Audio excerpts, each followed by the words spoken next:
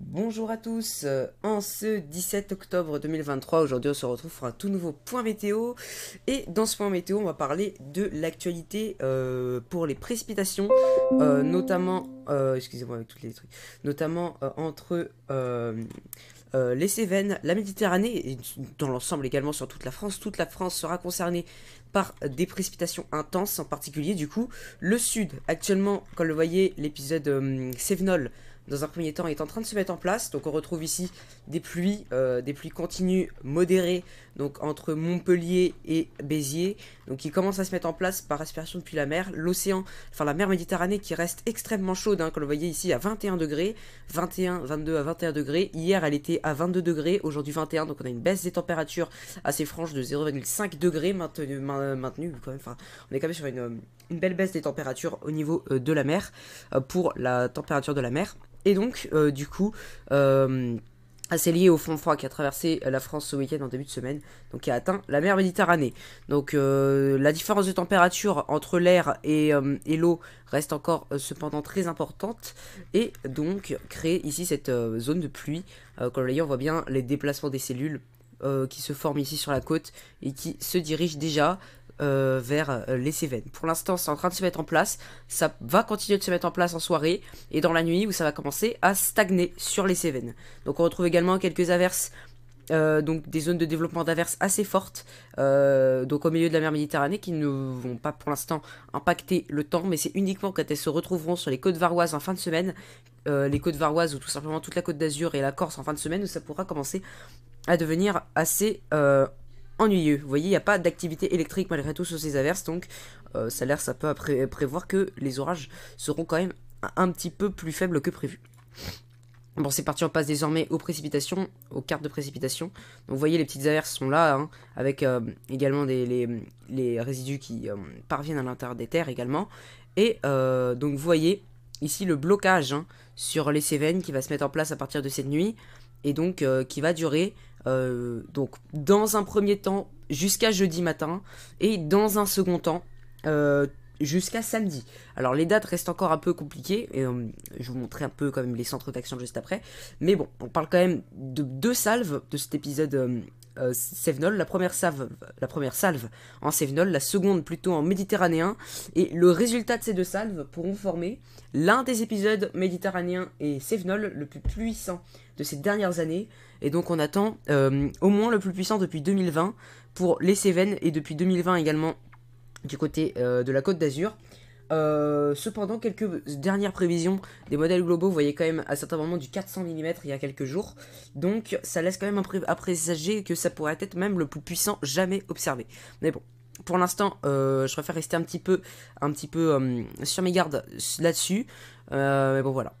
Maintenant, à l'échelle un peu plus globale, on retrouve donc des précipitations qui vont arriver mercredi, sur la façade ouest, et qui vont progresser dans la journée jusque dans toutes les régions de la France, sauf l'extrême sud-est, qui devrait être quand même impacté par des précipitations provenant de la mer à partir de la journée du jeudi. Et ensuite, dans un second temps, un second axe, qui pourrait se mettre en place pour la journée de jeudi. Les températures à l'avant de cet axe, avec un vent du sud, vont pouvoir légèrement monter. Alors au début on était plutôt sur des températures élevées sur tout le centre. Comme ça a l'air de prendre un peu plus d'avance, on serait quand même sur des températures un peu moins hautes que prévu, mais c'est surtout l'Est qui retrouvera des températures encore au-dessus des normales de saison, à plus de 20 degrés, 25 degrés. Donc cette fois-ci c'est la dernière fois que les températures vont remonter au seuil de chaleur dans ces régions-là. Donc si vous êtes amateur de forte chaleur, va falloir profiter si vous habitez dans les régions ici qui vont du nord du Massif central, le nord-est, jusqu'au nord-est, pas l'extrême nord-est mais le centre-est. Voilà. Au cas où il y a des gens qui trouvent ça encore agréable. Bon, ça tombe à mercredi, ça aurait pu tomber un week-end, mais bon, ça tombe à mercredi. Donc, ensuite pour les centres d'action, donc on retrouve ici cette fameuse dépression à caractère légèrement subtropical. Alors je dis légèrement parce qu'il n'y a pas, elle n'est pas des tempêtes subtropicales ou dépressions subtropicales. Regardez, elle est actuellement en train de toucher terre au nord de l'Espagne. Donc elle est un petit peu moins visible qu'hier, mais on voit bien quand même la cyclogénèse importante de ce phénomène. On voit bien ici le minimum dépressionnaire juste là. Et donc c'est cette zone de nuages là qui va nous impacter pour demain. Peut-être qu'on retrouve déjà, voilà, on retrouve déjà l'arrivée de cette perturbation par le golfe de Gascogne. Et donc voilà, donc l'ensemble va arriver cette nuit, demain. Et du coup j'étais dans les... voilà. Donc, d'abord je commence avec GFS. Après je vais changer avec le modèle européen parce qu'il est meilleur dernièrement. Du moins pour les ouragans, donc je pense qu'il est meilleur en Europe. Donc, on voit bien ici le minimum dépressionnaire. Donc au milieu du golfe de Gascogne. Remonter ici avec un flux de sud sur l'ensemble de la France. Donc pour demain, avec ici cette toute petite dépression qui se forme au sud du golfe de Gascogne. Enfin non, au sud au sud de la France quoi, dans le golfe du Lion. Et une petite dépression juste ici, c'est cette dépression que tout le monde en parle. Donc cette toute petite dépression satellite qui va, n'empêche, se creuser assez rapidement, puis même prendre le relais juste ici et donner tout un temps perturbé pour la fin de semaine dans l'arc méditerranéen. Et donc c'est cette dépression qui va également nous apporter de l'air humide sur toute une partie nord de la France encore ce week-end et encore pendant longtemps. Vous voyez, voilà, donc on a encore cette énorme zone dépressionnaire juste ici qui va rapporter des dépressions, ici même un reste d'ouragan.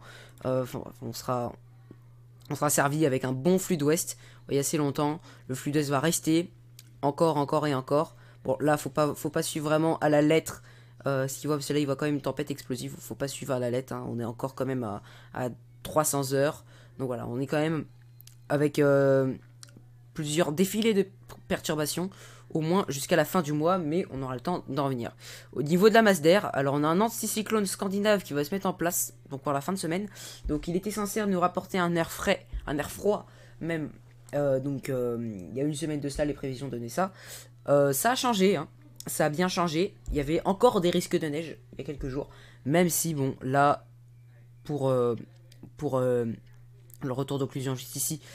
Pour dimanche, le risque de neige semble seulement s'arrêter à la journée de dimanche. Et encore, j'ose parler de risque de neige. Je n'aurais peut-être pas dû. Parce que, même si c'est GFS, vous voyez, voilà, ça reste quand même assez diffus, assez risqué de prévoir de la neige. Vous voyez, samedi 21 octobre à 20 h, quand on regarde la température à 850 hectopascales, franchement, ça donne... voilà, c'est pas, vous voyez, c'est pas du tout indicateur de neige. Vous voyez, on est à peine à moins 2 degrés à 1800 mètres, donc à 850 hectopascales. Donc c'est pas suffisant pour avoir de la neige. C'est pour ça que je reste encore assez dubitatif là-dessus. Même si l'ISO 0 sera bas quand même, hein, ce sera... la neige par isothermie reste quand même assez anecdotique. Vous voyez, c'est que la ligne de 546. Donc on est encore bien loin d'un réel risque de neige. Donc voilà, pourquoi je n'aurais peut-être pas dû dire ce mot tout à l'heure. Mais bon, voilà, c'est dit, je l'ai dit, c'est pas fait exprès de le dire. Même si voilà, l'ISO 0 reste quand même bas. Hein. Mais bon, le risque de neige est à exclure, oui, pour les prochaines, pour ce week-end. Donc, on va passer maintenant au modèle européen, qui va jusqu'à 90 heures, ça suffire. Après, on va parler des précipitations. Donc, le modèle européen, donc on y voit ici, du coup, ces fameuses dépressions qui a touché la Bretagne, qui va nous rapporter un flux de sud assez vanté. Et ensuite, regardez, cette mésodépression, alors là, il la voit passer un peu plus au nord que prévu. Et donc, la Méditerranée, regardez, qui va être quand même impactée, encore ici, par une toute petite mésodépression qui va même se creuser. Donc ça, c'est intéressant encore une fois. Alors par contre, c'est pas intéressant en termes de cumul de précipitations, ça va faire très mal. Mais par contre, c'est intéressant pour moi parce que je vais dans le Var ce week-end. Bon, je vais rater le gros du truc. Maintenant, c'est quasiment sûr. Hein. Je rate le gros du truc le vendredi. Mais bon, je serai là encore toute la semaine. Donc si ça a le temps de se réactiver, ça aura sûrement le temps de se réactiver. Enfin, bref, bon. Donc, en accumulation de précipitations, on voit bien. Donc un gros cumul de précipitations encore. Alors on va aller que jusqu'à 90. Parce qu'après voilà. Donc on voit bien une zone de précipitation importante du coup du côté des Cévennes et dans le sud-est. Avec parfois plus de 100 mm dans le sud-est et plus de 300 dans les Cévennes. Mais je ne l'ai pas montré sur Arome. Je n'ai pas montré sur Arome les cumuls. Donc il voit quand même jusqu'à 150 à 200 mm. Alors avant de voir, est-ce qu'il y a une vigilance au moins jaune? Ah non, il y a carrément une vigilance orange. Donc il y a déjà une vigilance orange pour pluie inondation qui a été mis en place, donc bien à partir de demain matin. C'est cohérent. Et donc, est-ce qu'ils ont déjà prémis... non, ils n'ont pas prévu déjà de mettre des rivières en niveau jaune. on verra sûrement comment ça évoluera dans les prochains jours. Alors j'ai pas regardé la quantité de pluie que voyait vraiment GFS.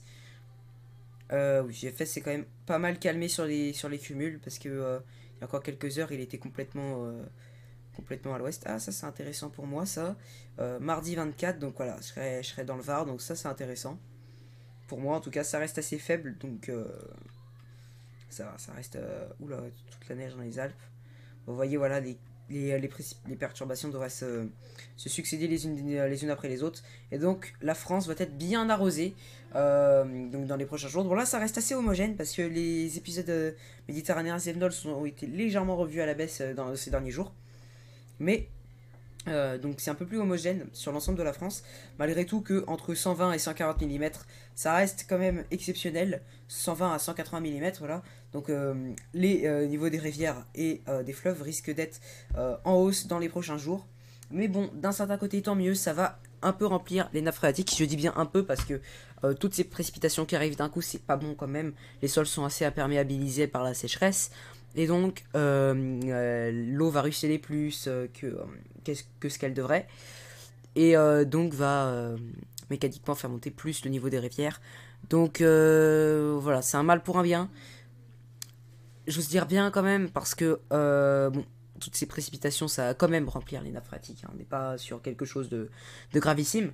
Mais c'est un mal pour la quantité de précipitations qui va tomber, parce que ça va donc créer des inondations, mettre en danger certaines personnes. Donc voilà, pour l'instant, on n'en est pas encore là, on n'est pas encore à mettre des vigilances pour inondations. Ça reste quand même du 30 mm par-ci, 30 mm par-là. Bon, même si c'est énorme et cumulé sur plusieurs jours, ça va faire monter les niveaux des rivières. Mais pour l'instant, voilà, donc il y a un risque actuellement fort, très fort même, pour les Cévennes, les Alpes également. Est-ce que Kyronos a réussi à mis bulletin Méditerranée? Non, toujours pas. Kyronos n'a pas mis de bulletin Méditerranée pour l'instant. Vous voyez, probabilité d'orage à 15% tous les jours. Donc pas de bulletin Méditerranée pour l'instant. Bon, on va pas pouvoir voir ça maintenant. Donc oui, demain, légère probabilité d'orage d'ailleurs. Hein. Bon, franchement, c'est pas intéressant. Pareil jeudi, il y a une petite probabilité, mais c'est pas intéressant. Vendredi, c'est plutôt dans le sud, donc c'est normal. Et les jours suivants, donc un épisode orageux dans l'ouest, dans le sud du pays principalement. Donc voilà, c'est des conditions dépressionnaires qui favoriseront le développement d'orages dans le sud et dans le sud-ouest. Donc voilà, donc ça reste malgré tout des probabilités faibles d'orage, mais quand même présentes, et des probabilités d'inondation à grande échelle dans le nord et à courte échelle dans le sud, à long terme dans le nord et à court terme dans le sud. Donc prudence dans les Cévennes, dans les Alpes, dans les Pyrénées, à court terme, et à long terme, hein, pour toutes les autres régions de France, toutes régions confondues, que ce soit Aquitaine, Languedoc-Roussillon, toutes régions confondues à long terme également, un risque d'inondation lente, donc des rivières et des fleuves. Donc je peux pas donner vraiment de hauteur de rivière parce que je connais pas le comportement de toutes les rivières. Cela dit, je peux quand même donner peut-être une valeur anecdotique pour Paris. Donc la Seine, à quel niveau elle est habituellement? La Seine doit être à... la Seine à Paris, pont d'Austerlitz. Elle est à 1 mètre. Je pense qu'on peut miser sur du 3,50 m minimum. Donc la Seine devrait atteindre peut-être 3 mètres, 3,50 m, si ce n'est même plus. Donc voilà. Oui, ça reste cohérent comparé aux quantités de précipitations qui sont tombées en 2018 et 2016. Donc on serait sur du 4 mètres, une hauteur d'eau peut-être de 4 mètres sur la Seine au début du mois de novembre. Voilà. Donc évidemment j'aurai le temps de revenir là-dessus. J'aurai le temps de vous faire des vidéos avant que je parte dans le sud. J'aurai le temps de vous faire des vidéos dans le sud. Voilà, donc on se retrouve donc très prochainement pour de nouveaux points. C'était VNV Météo et à plus.